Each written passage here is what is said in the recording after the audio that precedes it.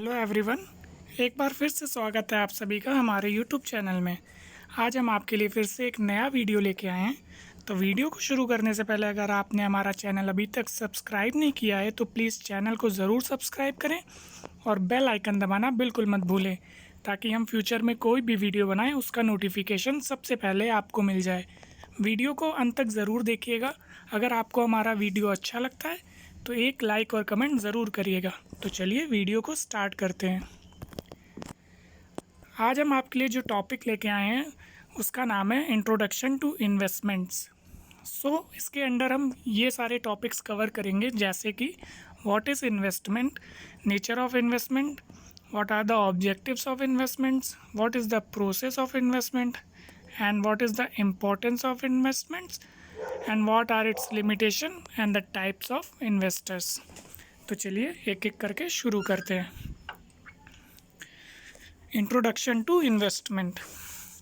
An investment is the purchase of goods that are not consumed today but are used in the future to create the wealth. In finance, investment is a monetary asset purchased with the idea that the asset will provide income in the future, or it will appreciate and can be sold at a higher price.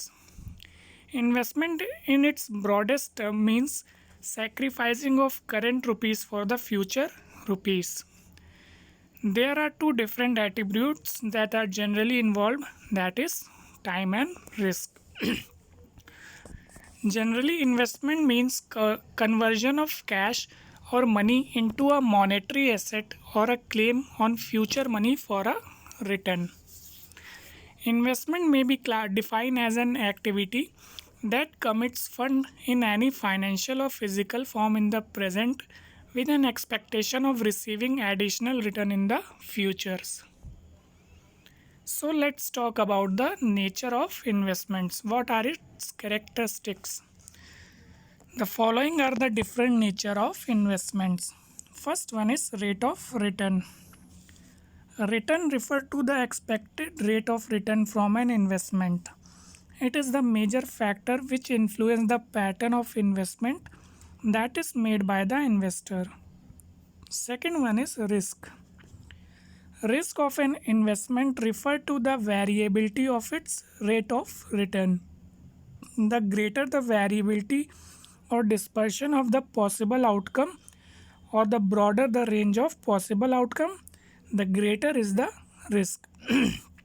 Next one is marketability. An investment is highly marketable or liquid if it can be transacted quickly. Second one is the transaction cost is low, and the third one is if the price changes between two successive transactions is negligible. Highly marketable is desirable characteristic, and low marketability is an undesirability of an company. Next one is tax shelter. Some investment provide tax benefit and others do not. Tax benefit are of the following three kinds. First one is initial tax benefit. Initial tax benefit refer to the tax relief enjoyed at the time of making the investment. Next one is continuing tax benefit.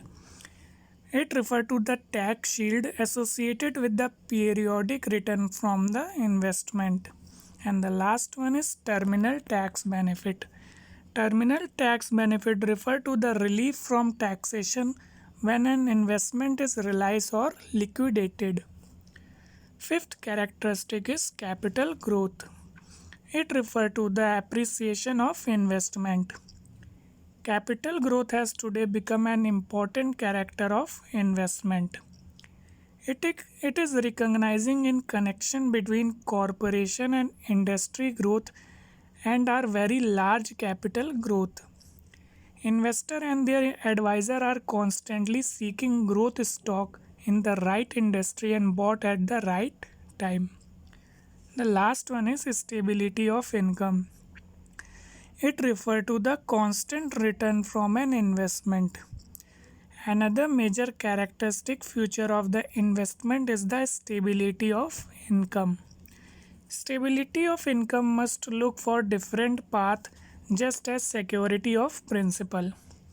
Every investor always considers stability of monetary income and stability of purchasing power of income. So let's talk about the objectives of investment. The objective of investments are as follows. First one is maximizing the current income.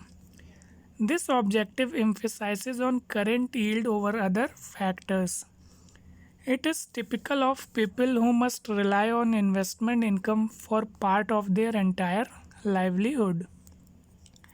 Second one is preservation of capital. This is common objective. In its purest form, it means that the dollar value of the portfolio should not fall. This is a rather rigorous form of this objective. However, in more flexible form, it means investing so that the potential for decline in the overall value of the portfolio is within tolerable limits. In this form, it is a common and quite logical objective. Third one is reasonable current income with moderate capital growth.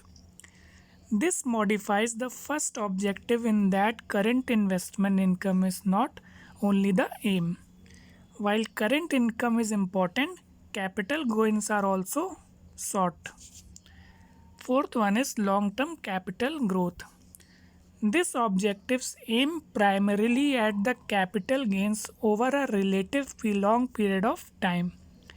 It may be typical of investors who do not need current investment income to meet their living expenses.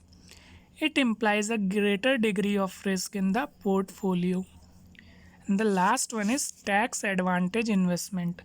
A person top marginal income tax bracket may make free tax free or tax shelter investment attractive.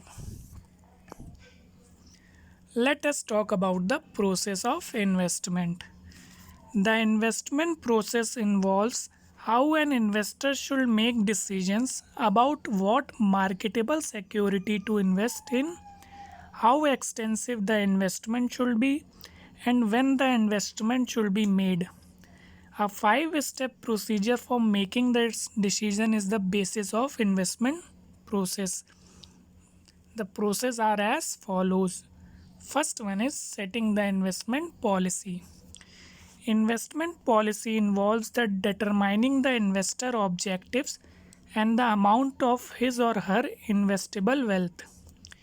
Because there is a positive relationship between risk and return for sensible investment strategies, as it is not appropriate for an investor to say that his or her objective is to make a lot of money.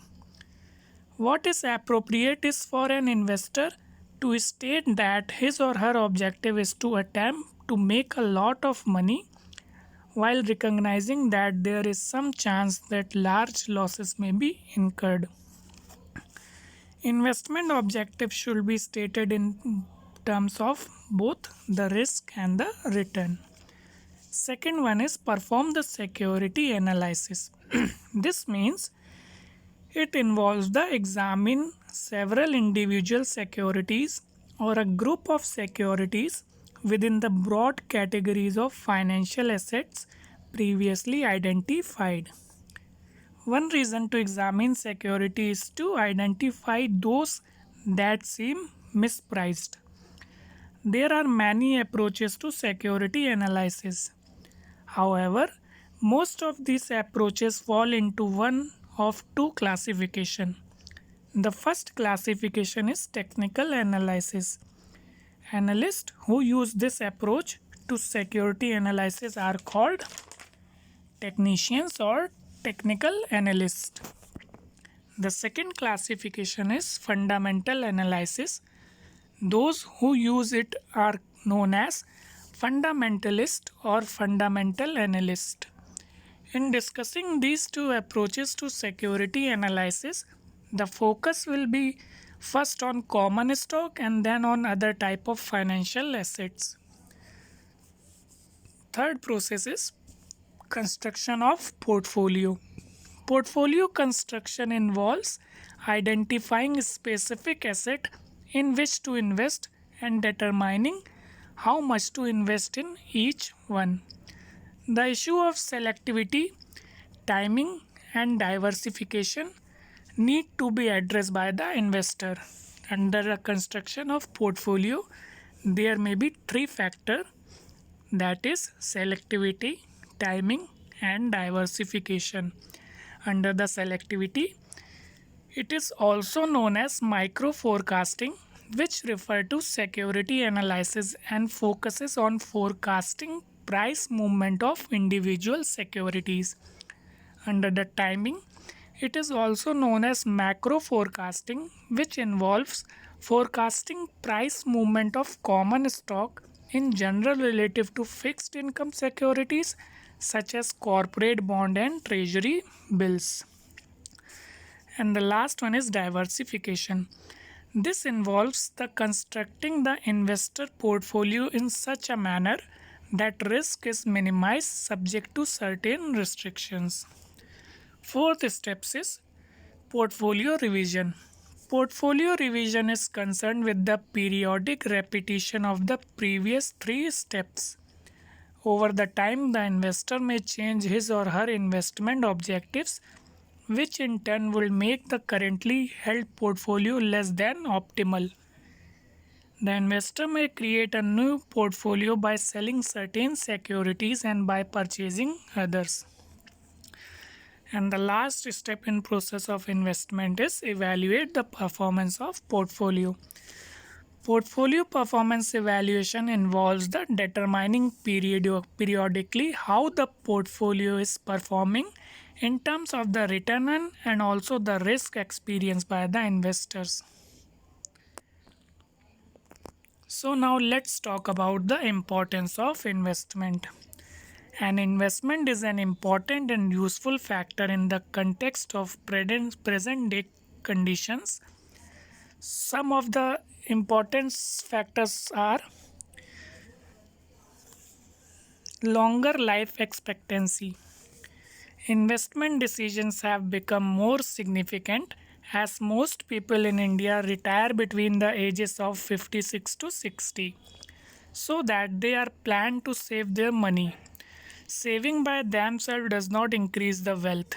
Saving must be invested in such a way that the principal and income will be adequate for greater number of retirement years. Longer life expectancy is one reason for effective saving and further investment activity that help for investment decisions. Second one is to save the tax. When tax rate is increased, it will focus for generating savings by taxpayers. When the taxpayer invests their income into provident fund, pension funds, unit trust of India, life insurance, unit linked insurance, national saving certificates, etc., it affects the taxable incomes. Third one is to earn interest. Interest rate is one of the most important aspect of sound investment plan. The interest rate differ from one investment to another. There may be changes between the degree of risk and safe investment. They may also differ due to different benefit schemes offered by the institutions. A high rate of interest may not be the only factor favoring the outlet for investment. Stability of interest is an important aspect of receiving a high rate of interest. Fourth one is income. Income is another important element of the investment. When government provides job to the unemployed person in the country, the ultimate result is ensuring of income than saving the extra income.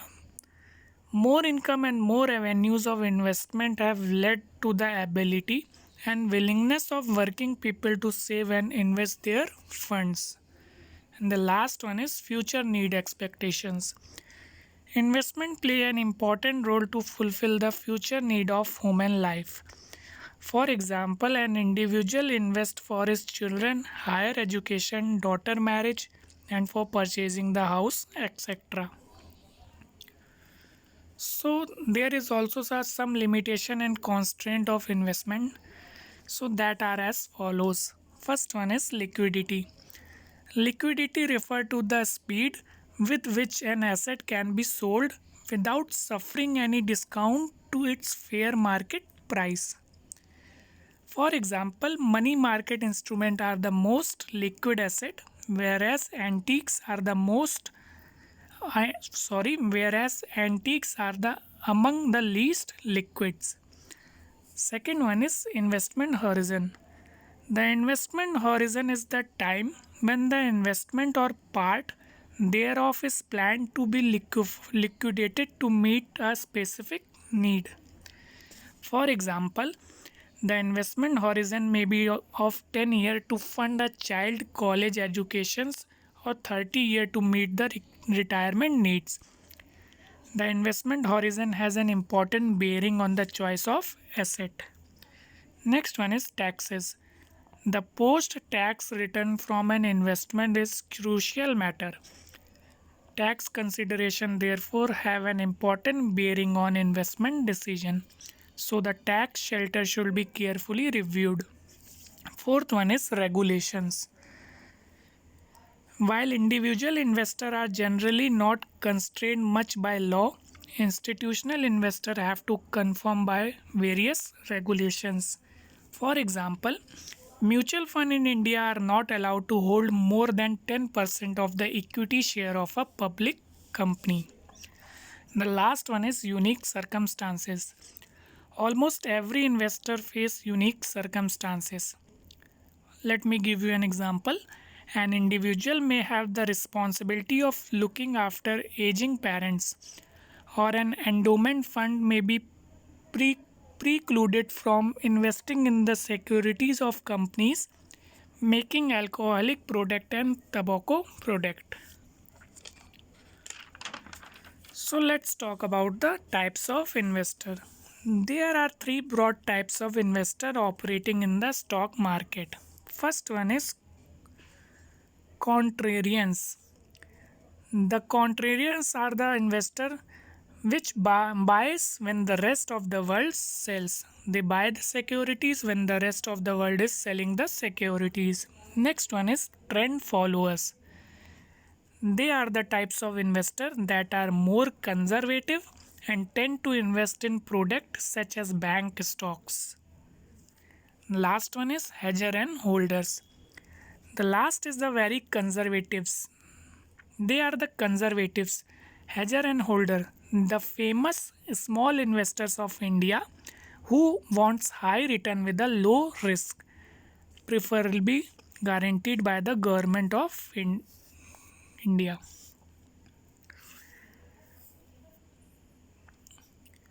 According to the research, there are some other types of investor that are as follows. First one is measured investor. The measured investor start investing early, enjoy investing, and is happy with his or her current financial situation. The strength of measured investors are regularly rebalance his or her portfolio. He invests regularly. He avoids concentration in a single investment. He is committed to an investing plan. Second one is reluctant investors. The reluctant investor does not enjoy investing and prefer to spend as little time as possible on his or her investment. However, the reluctant investor is confident that he or she will have a comfortable retirement. The strength of reluctant investor are as follows. They get rid of investment that are losing. They avoid concentration of portfolio in a single investment. They does not chase hot investments. Third one is competitive investments. The competitive investor enjoy investings but make a habit of trying to beat the market. This investor is happy with his or her current situation and is confident about the future. The strength of competitive investor are he invests regularly, he start investing early, He put as much money as possible into his or her investments. He regularly rebalances his or her portfolio. Next one is unprepared investor. The unprepared investor tend to put off investing. This investor is not happy with his or her current financial situation and prospect for a secure retirement and lack confidence in his or her investment abilities. The strength of unprepared investors are they understand the importance of investing and is willing to learn, even though he or she can be a slow starter or learner. Fifth one is individual investor. Individual investor make implicit forecast or assumption about these factors without elaborate reports because they have no need to communicate beyond the purchase or sale order to their brokers. The individual need not prepare any formal studies because a simple one time note may serve to preserve the basis of a decision for future reference. The strength of individual investor are minimum initial investment, tax advantage, limited search and analysis, and return on investment. And the last one is institutional investors. An institution, however, must develop a deliberative process for reconciling different views and a communication system to make the conclusion uniformly applicable. A large institution policy committee may require extensive report and supporting material to keep a defined investment strategy in place. The strength of institutional investors are safe investment owing to their vast domain knowledge, lower risk than that faced by non-institutional investor owing to a broad and diversified investment portfolio, active involvement and influence in a corporate governance, ability to influence a company's solvency, that is capability to meet financial obligation, and the last one is influencing the conduct and capital requirement of listed company. So that's all what I have tell you about the introduction to investments. If you have any query in any of the slides, then you are feel free to comment in the comment box. I will try to resolve your issue. And if you like my video, then please subscribe my channel and don't forget to press the bell icon for the future notification. Thanks for watching.